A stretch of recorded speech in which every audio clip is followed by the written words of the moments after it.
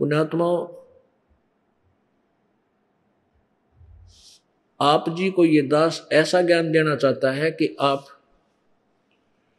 इतने दृढ़ हो जाओ चाहे तूफान आ जावे। इन नकली लोग चाहे 20 मिलना आपको, चाहे 100 मिल जाए आकर के कि तुम गलत साधना कर रहे हो, आप उनकी मानो नहीं, तब आपकी भक्ति चलेगी, तब आप पार होगे। इसलिए आपको रह रहकर यहाँ बुलाया जाता है और ये ज्ञान सुनाया जाता है, आपके हृदय में फीड किया जाता है कि आप इस ज्ञान से परिपूर्ण हो जाओ। और फिर आप क्या करोगे? आप परमात्मा की ऐसी लीला है कि ये ज्ञान शुरू होते ही, अंदर अंदर प्रवेश होते ही, हृदय में जचते ही, फिर आप अन्य को ढूंढते हो कि कौन सुने मेरे ज्ञान को, हमारे भगवान के ज्ञान का। तो ऐसे ही एक विस्फोट होगा कुछ दिनों में। धीरे धीरे जनसाधारण को आप भी समझाओगे, सब धीरे धीरे ऐसे हम अपने ज्ञान का फैलाव करेंगे। सत्य, सच्चाई, सच्चा ज्ञान है। तो इसलिए आपको बुलाया जाता है कि आप परमात्मा से परिचित हो जाओ दृढ़ता के साथ। अब जैसे ये क्रोथा कांड करवाया, इसका मुख्य कारण यही था कि उन नकली आचार्यों की पोल खुल गई। वो अपने ग्रुप को, आर्य समाज की आत्माओं को मूर्ख बनाए बैठे हैं। और आज भी मानने उनको तक ये ज्ञान नहीं जाने देना चाहते थे कि सत्यार प्रकाश नामक जो पुस्तक है उसमें कोरी बकवाद भर रखी है, कोरी झूठ का बकवाद, ना कोई अध्यात्म ज्ञान, ना कोई व्यवहार का ज्ञान।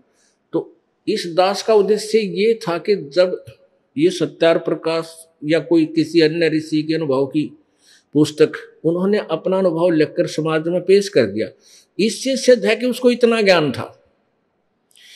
और ये दास ये चाहता है कि पहले आप उन्हीं के ज्ञान से परिचित हो जाओ। वो तुम्हें के दे के जा रहे हैं और अपने वेद, वो खजाना क्या बता रहे हैं, इन दोनों से तुलना होने से तुम वहां से हट पाओगे।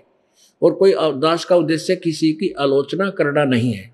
और आलोचना वो होती है झूठी कपटी कपट करे, और जो की तो पढ़ के सुनावा, लेख लिखे, फोटो कॉपी करके दिखावा, फिर भी नहीं माने हुए। तो वो थे वो नकली व्यक्ति जो समाज के शत्रु हैं। वो नहीं, उन्होंने कोई किसी से लेना देना नहीं, माँ भगवान से ना समाज से। वो तो अपना उल्लू सीधा रखा है कि तुम्हारा पद बरकरार रहे, दुनिया को गुमराह करे। तो उन्होंने ये चाल चली थी, और जिसके कारण उसने इन्होंने मुख्यमंत्री जी भी उसी ग्रुप का बन गया। इनका बैड लक, इस मुख्यमंत्री का दुर्भाग्य कि वो इसे मौके में आ गया जब ये कुश्ती शुरू हो रही थी। ये है संतों की ज्ञान की लड़ाई, और इसने बीच में वो कबड्डी खेल दिया कि न उनके बैक आए माँ के। इन झूठा ने इतना भ्रमित कर दिया उस मुख्यमंत्री जी को कि उसने इन झूठों को सच्चा मान लिया और क्रोथा कांड करा दिया। अब ये क्रोथा कांड होने से परमात्मा ने अपने बच्चों की ये देखना था कि जो बगीची हमने लाई है ये कितनी जड़ पकड़ेगी, ये कितनी मजबूत होगी या कच्ची है। तो एक भयंकर तूफान छोड़ा मालिक ने, उनके कर्म बिगड़ गए और हमारे भगवान, हमारे भगत छट गए। यानी इतने तूफान में भी इतनी बकवाद, इतनी झूठी, अखबारों में भी, मीडिया में भी, इलेक्ट्रॉनिक मीडिया में भी इतनी झूठ बोल दी, और फिर भी हमारे भक्त टस से मस नहीं हुए और उससे अधिक बढ़कर अब उपदेश लेने आ रहे हैं। तो दास ये चाहता है कि आप इतने मजबूत हो जाओ कि किसी के तोड़े नहीं टूटे, तो फिर वो बाग फड़ा करे। उस हमारी दास की मेहनत सफल हुई। इतने बड़े भयंकर तूफान में भी एक भी टहनी भी ना टूटी मेरे बगीचे की। इस दास का, ये दास नौकर है, बगीचा उस कबीर भगवान का।